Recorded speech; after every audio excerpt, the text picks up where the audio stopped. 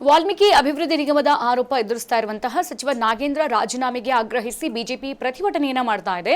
ಒಂದ್ ಕಡೆ ಬಿಜೆಪಿ ಹೋರಾಟವನ್ನ ಮಾಡ್ತಾ ಇದ್ರೆ, ಮತ್ತೊಂದು ಕಡೆಗೆ ಕಾಂಗ್ರೆಸ್ ಪ್ರತಿ ಹೋರಾಟವನ್ನ ಕೂಡ ಮಾಡ್ತಾ ಇದೆ. ಬಿಜೆಪಿ ವಿರುದ್ಧ ಕಾಂಗ್ರೆಸ್ ನಾಯಕರು ವಿನೂತನವಾಗಿ ಪ್ರತಿಭಟನೆಯನ್ನ ಮಾಡ್ತಾ ಇದ್ದಾರೆ. ಬ್ರೇಕಿಂಗ್ ಲಭ್ಯವಾಗ್ತಾ ಇದೆ. ಎಲ್ಇಡಿ ವಾಹನದಲ್ಲಿ ಬಿಜೆಪಿ ಭ್ರಷ್ಟಾಚಾರ ವಿಡಿಯೋವನ್ನ ಪ್ರದರ್ಶನ ಮಾಡ್ತಾ ಇದೆ ಕಾಂಗ್ರೆಸ್.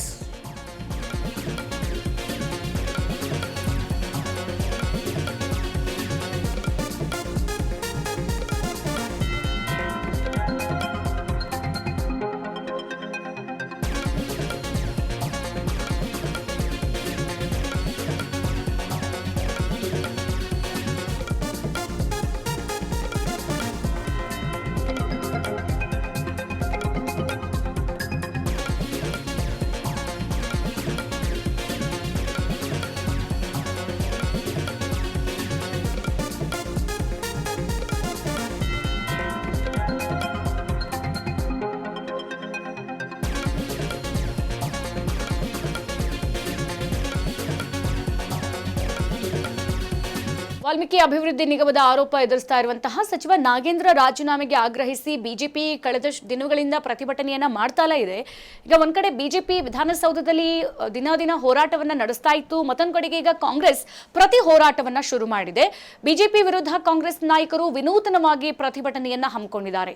ಎಲ್ಇಡಿ ವಾಹನದಲ್ಲಿ ಬಿಜೆಪಿ ಭ್ರಷ್ಟಾಚಾರ ಮಾಡಿರುವಂತಹ ವಿಡಿಯೋವನ್ನ ಪ್ರದರ್ಶನ ಮಾಡಲಾಗ್ತಾ ಇದೆ. ಚರ್ಚೆ ಬಿಟ್ಟು ಹೋರಾಟ, ಮೈತ್ರಿ ನಾಯಕರ ವಿರುದ್ಧ ಕಾಂಗ್ರೆಸ್ ಕಿಡಿಯನ್ನ ಕಾರ್ತಾ ಇರುವಂತದ್ದು. ರಾಮನಹುಂಡಿ ಹಣ ಕಳ್ಳತನ ಆರೋಪಕ್ಕೆ ಕಾಂಗ್ರೆಸ್ ಪ್ರತಿಭಟನೆಯನ್ನ ಮಾಡ್ತಾ ಇದೆ. ಸದನದ ಚರ್ಚೆಗೆ ಆಗ್ರಹಿಸಿ ವಿಧಾನಸೌಧದ ಬಳಿ ಕಾಂಗ್ರೆಸ್ ಶಕ್ತಿ ಪ್ರದರ್ಶನವನ್ನ ಮಾಡ್ತಾ ಇರುವಂತದ್ದು. ಸದ್ಯ ಎಲ್ಇಡಿ ಪ್ರಚಾರ ವಾಹನದ ಮುಖಾಂತರ ಕಾಂಗ್ರೆಸ್ ಈ ರೀತಿಯಾಗಿ ಬಿಜೆಪಿಗೆ ಕೌಂಟರ್ ಅಟ್ಯಾಕ್ ಅನ್ನ ಮಾಡಿರುವಂತದ್ದು. ಎಸ್ ಮನೋಹರ್ ನೇತೃತ್ವದಲ್ಲಿ ಕಾಂಗ್ರೆಸ್ ಪ್ರತಿಭಟನೆಯನ್ನ ಮಾಡ್ತಾ ಇದೆ.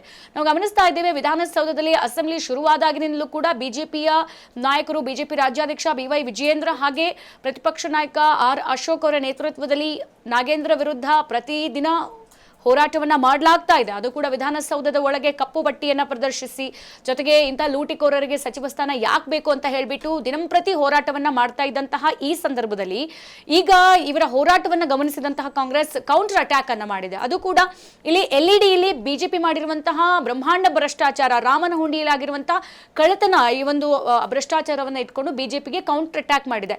ಈಗ ಮತ್ತೊಂದು ಕಡೆಗೆ ನಾಗೇಂದ್ರ ವಿರುದ್ಧ ಭ್ರಷ್ಟಾಚಾರ ಆರೋಪ ಕೇಳಿ ಬಂದಾಗಿನಿಂದಲೂ ಕೂಡ ಈಗ ಬಿವೈ ವಿಜಯೇಂದ್ರ ಅವರು ಹಾಗೆ ಆರ್ ಅಶೋಕ್ ಅವರು ಕೂಡ ವಿನೂತನವಾಗಿ ಪ್ರತಿಭಟನೆಯನ್ನು ಮಾಡ್ತಾ ಇದ್ರು ವಿಧಾನಸೌಧದ ಒಳಗೆ.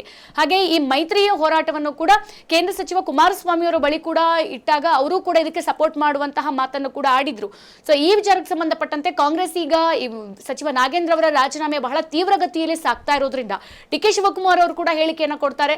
ಈಗ ಮೈತ್ರಿ ಸರ್ಕಾರಕ್ಕೆ ನಮ್ಮನ್ನ ನೇರವಾಗಿ ಎದುರಾಕೊಳ್ಳಕ್ಕಾಗಲ್ಲ, ಹಾಗಾಗಿ ನಾಗೇಂದ್ರ ಅವರ ವಿರುದ್ಧವಾಗಿ ಬಂದು ನಮ್ಮನ್ನ ಎದುರಾಕೊಳ್ಳಕ್ ನೋಡ್ತಾ ಇದೆ ಅಂತ ಹೇಳ್ಬಿಟ್ಟು ಡಿ.ಕೆ. ಶಿವಕುಮಾರ್ ಕೂಡ ಅವರು ಸ್ಟೇಟ್ಮೆಂಟ್ ಅನ್ನ ಕೊಡ್ತಾರೆ. ಈಗ ಬಿಜೆಪಿಯವರ ವಿರುದ್ಧ ಕಾಂಗ್ರೆಸ್ ನಾಯಕರು ವಿನೂತನವಾಗಿ ಕೌಂಟರ್ ಅಟ್ಯಾಕ್ ಹೋರಾಟವನ್ನ ಮಾಡಿದ್ದಾರೆ. ಅದೇ ಎಲ್ಇಡಿ ವಾಹನದಲ್ಲಿ ಬಿಜೆಪಿ ಮಾಡಿರುವಂತಹ ಭ್ರಷ್ಟಾಚಾರ ವಿಡಿಯೋವನ್ನ ಇಟ್ಕೊಂಡು ಪ್ರದರ್ಶನವನ್ನ ಮಾಡಲಾಗ್ತಾ ಇದೆ. ನೋಡಿ, ರಾಜ್ಯದಲ್ಲಿ ಆಗ್ಬೇಕಾಗಿರುವಂತಹ ಚರ್ಚೆಯನ್ನ ಬಿಟ್ಬಿಟ್ಟು ಮೈತ್ರಿ ನಾಯಕರು ಈ ರೀತಿಯಾಗಿ ಸಚಿವ ನಾಗೇಂದ್ರ ಅವರ ವಿಚಾರವನ್ನ ಇಟ್ಕೊಂಡು ಕಾಂಗ್ರೆಸ್ ವಿರುದ್ಧ ಹೋರಾಟ ಮಾಡ್ತಾ ಇದೆ ಅಂತ ಹೇಳ್ಬಿಟ್ಟು ಕಾಂಗ್ರೆಸ್ ಈಗ ಮೈತ್ರಿ ನಾಯಕರ ವಿರುದ್ಧ ಕಿಡಿಯನ್ನ ಕಾರ್ತಾ ಇರುವಂತದ್ದು. ರಾಮನಹುಂಡಿ ಕಳ್ಳತನ ಆರೋಪ, ಈ ವಿಚಾರಕ್ಕೆ ಸಂಬಂಧಪಟ್ಟಂತೆ ಕಾಂಗ್ರೆಸ್ ಎಲ್ಇಡಿ ಸ್ಕ್ರೀನ್ ಅಲ್ಲಿ ವಿನೂತನವಾಗಿ ಪ್ರತಿಭಟನೆಯನ್ನ ಕೂಡ ಮಾಡ್ತಾ ಇದೆ. ಸದನದ ಚರ್ಚೆಗೆ ಆಗ್ರಹಿಸಿ ವಿಧಾನಸೌಧದ ಬಳಿ ಕಾಂಗ್ರೆಸ್ ಶಕ್ತಿ ಪ್ರದರ್ಶನವನ್ನ ಕೂಡ ಮಾಡ್ತಾ ಇರುವಂತದ್ದು.